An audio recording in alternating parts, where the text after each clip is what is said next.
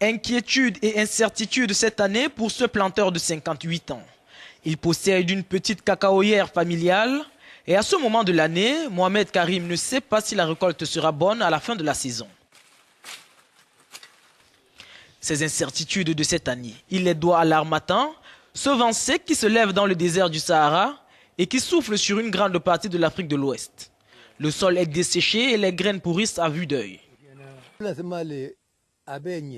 Nous nous inquiétons des conséquences de l'harmattan, mais ce n'est pas ce que nous espérions, se confie-t-il. Je n'ai reçu aucun intrant agricole, aucun engrais. C'est inquiétant pour tout agriculteur. Le gouvernement doit faire l'effort de trouver une solution pour nous. Le Ghana a produit 730 000 tonnes de fèves lors de la campagne 2014-2015. Un rendement clairement en dessous de la barre d'1 million préalablement fixée par les autorités.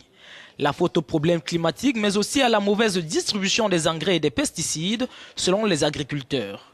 L'autorité de régulation du secteur du cacao a fixé les objectifs de la campagne en cours à 850 000 tonnes.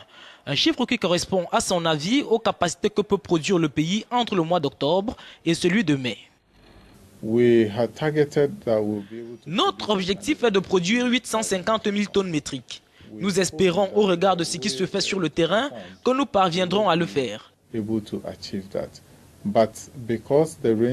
Mais parce qu'il commence tout juste à pleuvoir, nous allons observer comment se comportent les fèves et alors nous pourrons évaluer la sévérité ou les effets de cette longue période d'harmattan.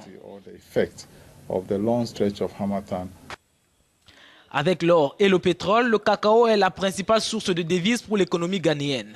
Le pays compte environ 1 million de planteurs de cacao dont la vie dépend étroitement du commerce des fèves.